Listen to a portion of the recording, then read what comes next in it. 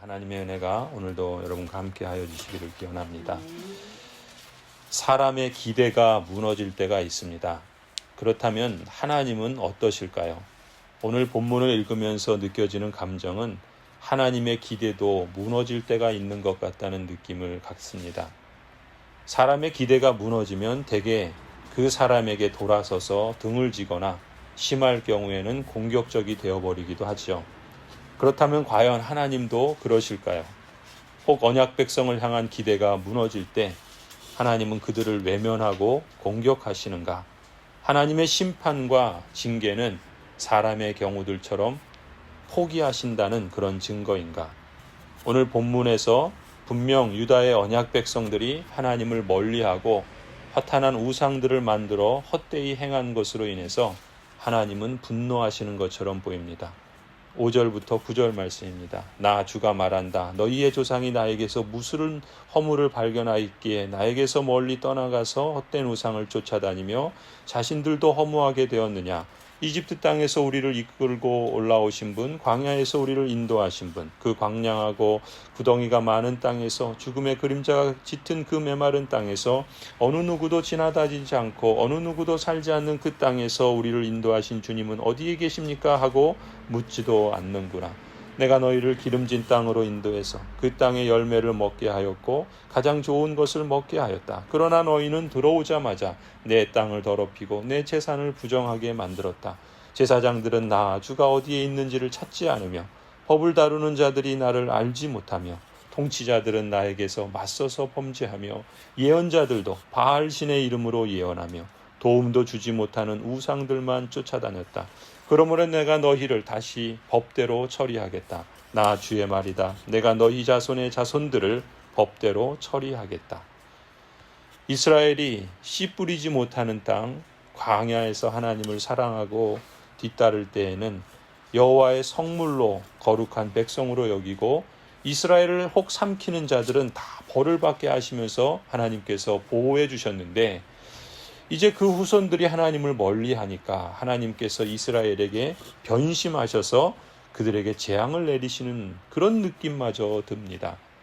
그렇다면 정말 하나님도 사람과 마찬가지란 말인가? 그런 의문이 들지요. 좋을 때는 잘해주고 그렇지 않으면 자기 백성이라도 등지고 버리시는 분이신가? 그게 정말 하나님의 속성이고 성품이란 말인가? 우리는 사람에게 기대를 겁니다. 하지만 그 기대가 무너질 때도 참 많이 있지요. 기대한 대로 다 되면 얼마나 좋겠습니까? 하지만 그렇지 않을 때가 있습니다. 그래서 기대했기 때문에 그 상실감이 또 그만큼 크지요. 기대가 무너질 때 그 고통은 이루 말할 수 없습니다. 기대했기 때문에 오히려 기대했기에 더 이상 그 사람을 믿고 의지할 것이 없어 보이게 됩니다. 사실 유다의 언약 백성들이 어떻게 하나님을 대했는가를 보면 하나님의 기대가 무너질 만도 하십니다. 그래서 하나님께서 이제 그들을 포기하셔도 사실 그들의 입장에선 할 말이 없을 지경이었습니다. 10절부터 13절이죠. 너희는 한번 키프로스 섬들로 건너가서 보고 게달에도 사람들을 보내어서 일찍이 그런 일이 일어났던가를 잘 살피고 알아보아라. 비록 신이라 할 수 없는 그런 신을 섬겨도 한 번 섬긴 신을 다른 신으로 바꾸는 민족은 그리 흔하지 않다.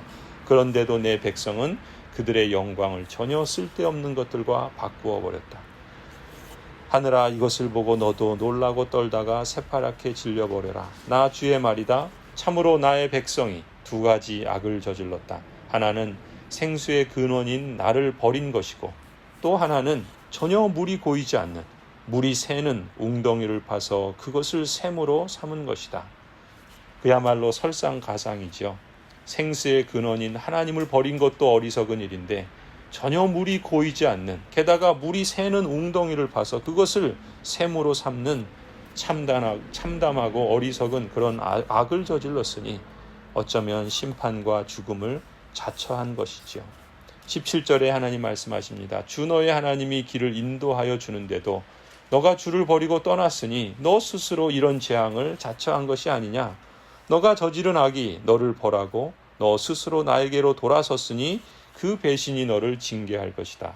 그러므로 주 너의 하나님을 버린 것과 나를 경외하는 마음이 너에게 없다는 것이 얼마나 악하고 고통스러운가를 보고서 깨달아라. 나 만군의 주 하나님의 말이다.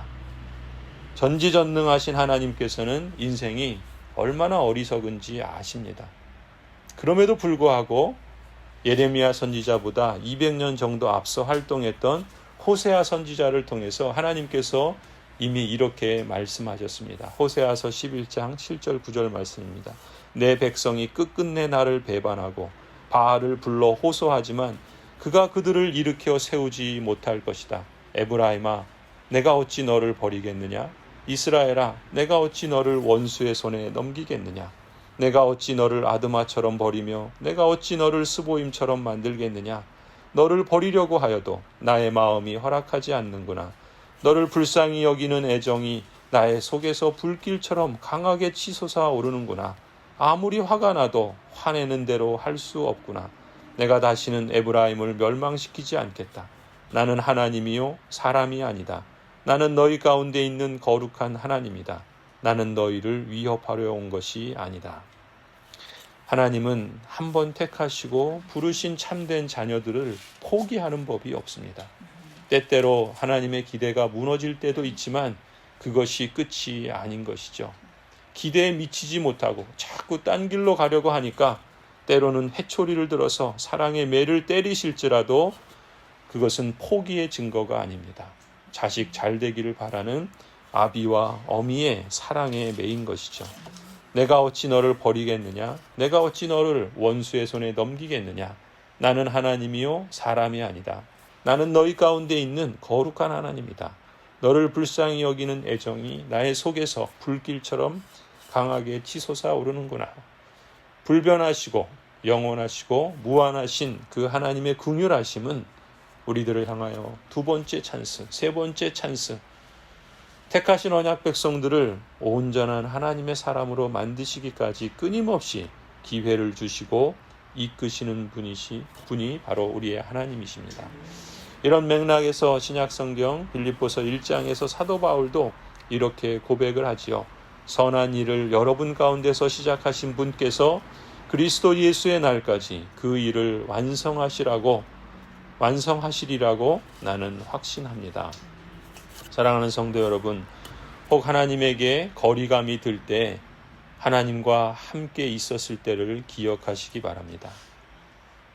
그리고 그 하나님이 여전히 여러분에게 세컨 찬스를 주시고 나를 행복의 자리로 이끄시기 위해서 불붙는 열심으로 지금도 인도하고 계심을 볼 수 있기를 바랍니다. 우리도 마찬가지이죠. 교회 식구에게, 목회자에게, 남편에게, 아내에게, 자녀에게 혹은 이웃에게 이렇게 기대를 걸었다가 혹 기대에 미치지 못하더라도 다시 한번 세컨 찬스를 주실 수 있기를 바랍니다.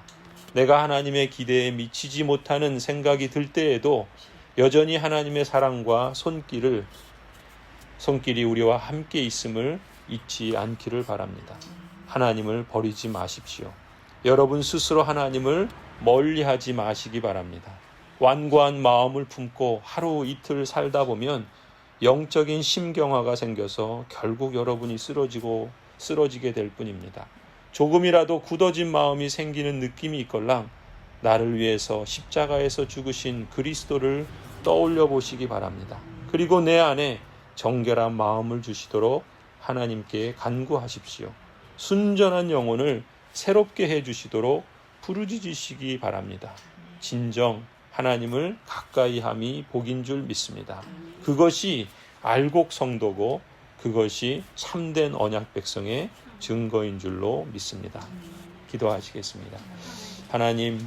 하나님께서 택하신 언약 백성들을 향하여 어떤 마음으로 행하시고 일하시는지 구약의 언약 백성들을 보면서 또 신약의 언약 백성들을 보면서 오늘 언약 백성으로서 우리 자신을 보게 됩니다. 우리의 믿음의 눈을 크게 열어서 하나님을 보게 하여 주옵소서. 믿음을 주신 것도 하나님이시요 또 그 믿음을 온전케 하시기 위해서 지금도 우리 안에서 우리와 함께 우리 앞에서 행하시는 분이 하나님이신 줄을 믿습니다. 그 믿음을 붙잡고 이 땅을 이 메마르고 황량한 광야 같은 삶을 살아가는 주의 모든 백성들 하나님께서 지켜주시고 인도하여 주옵소서. 때로 우리 삶에 마주하게 되는 수많은 굴곡진 일들 속에서도 하나님 그것을 굽어뜨리지 않도록 우리를 붙들어 주시옵소서. 가정이든 또 생업이든 일터이든 또 자녀의 일이든 또한 교회의 여러 가지 사역과 여정 속에서도 하나님께서 행하시고 또 뜻하신 목적들은 결국 하나님을 기쁘시게 하는 또 하나님을 영화롭게 하는 삶으로 우리를 인도하시기 위한 수단들이요 과정인 것을 잃지 않게 하여 주시옵소서.